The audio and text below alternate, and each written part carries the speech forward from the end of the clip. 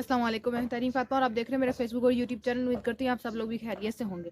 नाज़रीन, पाकिस्तान की सियासत की जो सूरत हाल है वो सब आपके सामने है।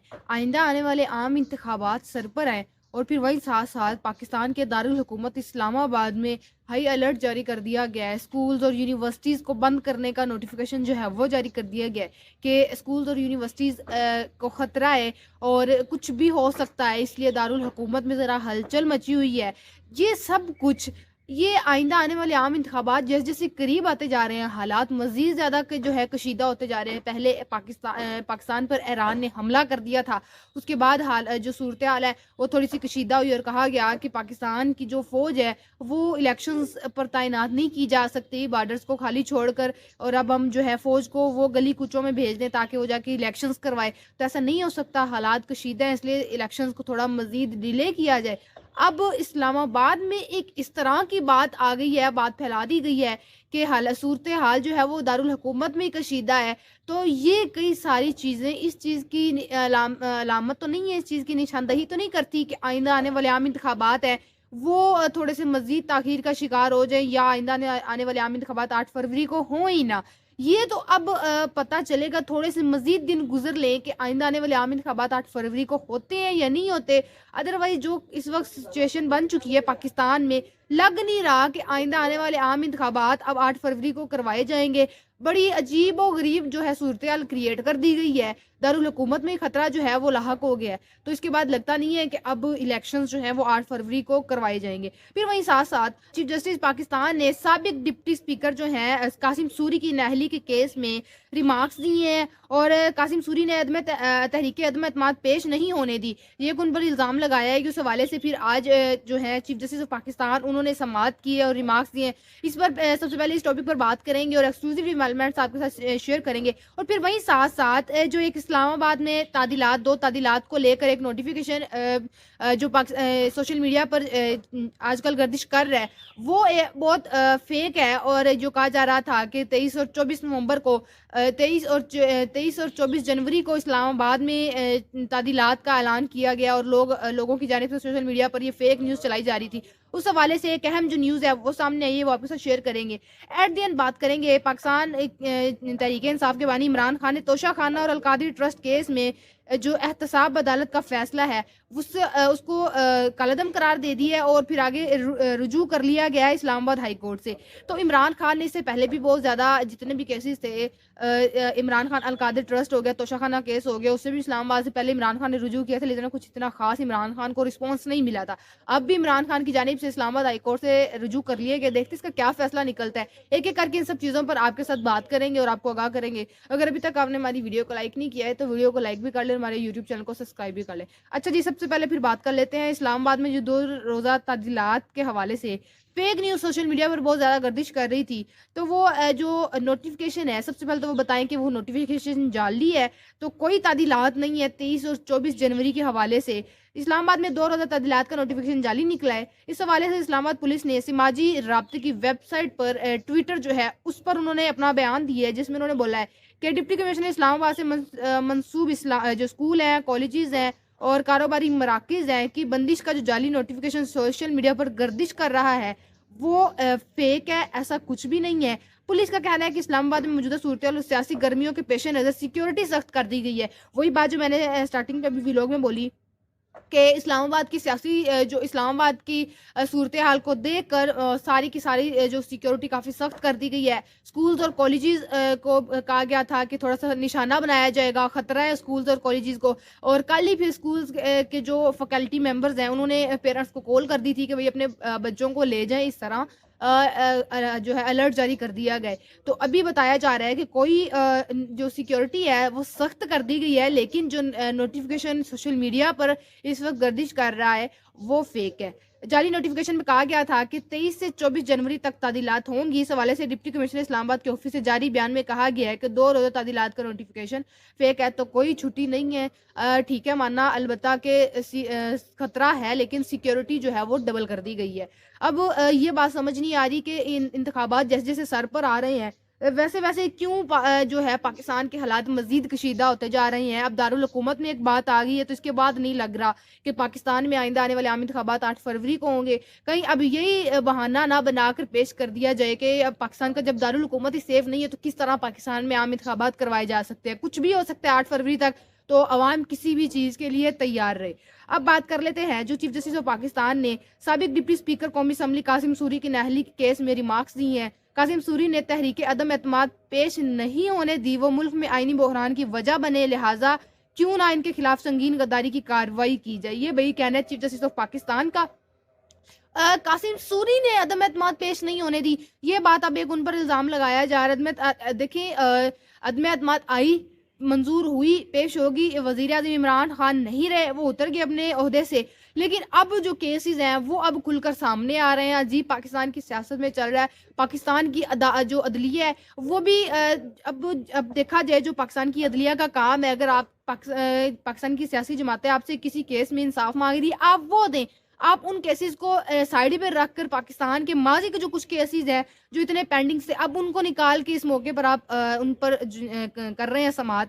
سپریم کورٹ آف پاکستان نے سابق ڈپٹی اسپیکر قومی اسمبلی قاسم سوری کے خلاف سنگین غداری کی کارروائی کا عندیہ دے دیا ہے. سپریم کورٹ میں چیف جسٹس پاکستان کی سربراہی میں 3 رکنی بینچ نے سابق ڈپٹی اسپیکر قاسم سوری کی نااہلی کے کیس کی سماعت کی ہے.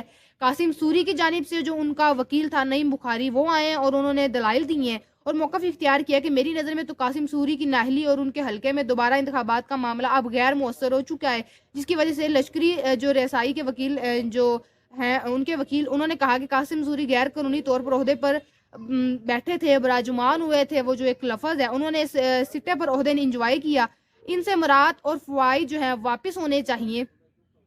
پاکستان تحریک انصاف کے جتنے بھی رہنما ان کے پہلے تو جو تھے کاغذات نامزدگی وہ کسی نہ کسی ریزنز کی وجہ سے مسترد کر دیے گئے. اب قاسم سوری صاحب جو ہیں ڈپٹی اسپیکر, سابق ڈپٹی اسپیکر, تو ان کے جو انتخابات کا معاملہ تھا اور ان کے حلقے میں وہ اس وجہ سے نہیں ہے کہ کیونکہ انہوں نے تحریک عدم اعتماد کامیاب نہیں ہونے دی اور ان کے خلاف غداری کے سنگین الزامات ہیں.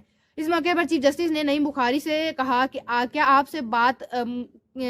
آپ اس بات پر متفق ہیں؟ اگر آپ اتفاق کرتے ہیں تو بلوچستان ہائی کورٹ کا فیصلہ برقرار رہے گا. اس پر نعیم بخاری نے جواب دیا, الیکشن ٹریبیونل نے کہا تھا قاسم سوری نے کوئی کرپٹ جو ہے پریکٹس نہیں کی. چیف جسٹس نے نعیم بخاری سے دریافت کیا کہ کیا قاسم سوری نے استعفیٰ کب دیا تھا. نعیم بخاری نے جواب دیا کہ 16 اپریل 2022 کو انہوں نے استعفیٰ دے دیا تھا, جب عمران خان کی حکومت اتر چکی تھی. اس کے بعد جو اسمبلیاں تحلیل کی گئی تھی اس کے بعد قاسم سوری ڈپٹی اسپیکر صاحب نے استعفیٰ دے دیا تھا. چیف جسٹس نے کہا کہ جب آپ نے اسمبلیاں توڑی تب بھی سیٹیں پر تھے نا. قاسم سوری نے غیر طور پر اسمبلی توڑی. قاسم سوری کے لیے 5 رکنی بینچ کے فیصلے پر آرٹیکل 6 کے تحت سنگین غداری کی کارروائی جو ہے اس کی تجویز کر دی گئی ہے.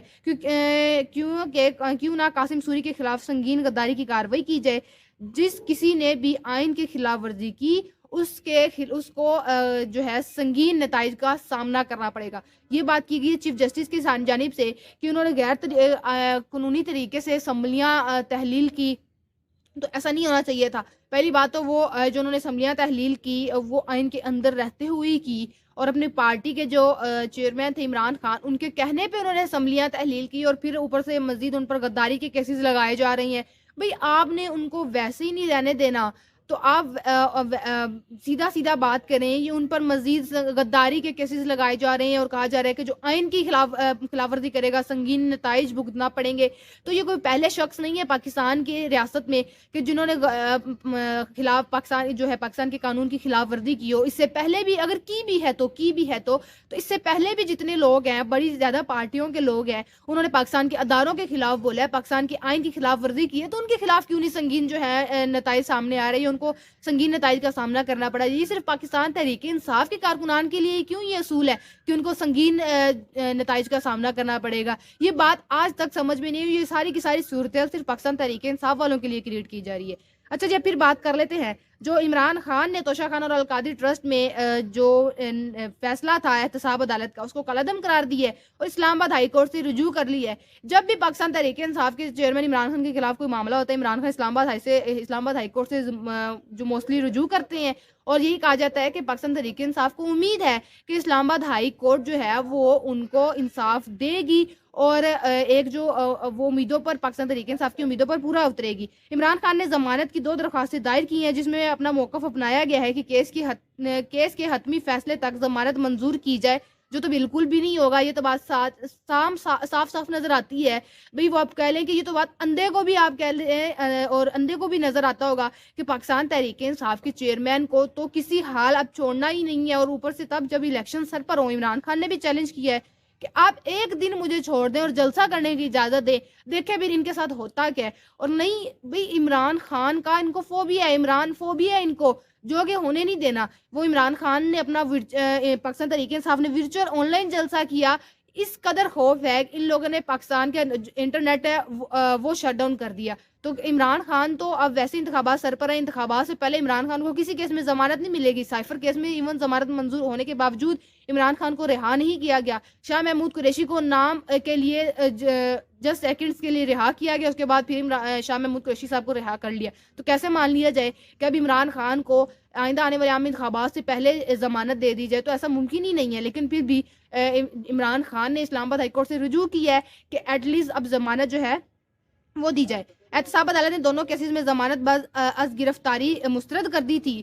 درخواست میں chairman NAB, D G NAB, تفتیشی افسران کو فریق بنایا گیا تھا۔ درخواست میں یہ بھی موقف اپنایا گیا کہ سابق چیئرمین نیب آفتاب سلطان نے دباؤ کے باوجود سیاسی نوعیت کی کیس بنانے سے انکار کیا۔ میرے اوپر بنائے گئے مقدمات سیاسی انتقام اور بد نیتی پر مبنی ہے۔ یہ عمران خان نے جو درخواست لکھی ہے، درخواست ضمانت کی، اس میں عمران خان نے یہ ساری باتیں کی ہیں کہ مجھ پر جو ہے جو کوئی مطلب ہی نہیں بنتا، جو آواز ہی نہیں بنتا کیسز کا، وہ مجھ پر کیسز کیے گئے ہیں۔ پر امید تو بہت ہے پاکستان تحریک انصاف کے عمران خان کو آئندہ آنے والے عام انتخابات سے پہلے ضمانت مل جائے توشہ خانہ کیس میں اور القادری ٹرسٹ کیس میں، کیونکہ اگر عمران خان کو سائفر کیس میں ضمانت ملی تھی لیکن عمران خان کو رہا نہیں کیا گیا، تو اس کے بعد جو مسئلہ سامنے آ رہا تھا وہ یہ کہ اگر سائفر کیس میں ضمانت مل بھی جاتی ہے، رہا نہیں کریں گے، کیونکہ نیب نے مزید 2 کیسز میں عمران خان کی گرفتاری ڈالی ہوئی ہے، وہ یہ 2 ہی کیسز تھے، القادری ٹرسٹ کیس اور 190 ملین پاؤنڈ کا اور توشہ خانہ کیس کا۔ تو اب ان دونوں کو سورٹ آؤٹ کرنے کے لیے پاکستان تحریک انصاف بھاگ دوڑ میں لگی ہوئی ہے کہ ایٹ لیسٹ پاکستان تحریک انصاف کے چیئرمین کو ان 2 کیسز میں ضمانت مل جائے۔ تو یہ تو ہمارا آج کا ویلوگ، آپ سے انشاءاللہ ملاقات ہوگی اگلے ویلوگ میں۔ اپنا بہت سارا خیال رکھیے گا۔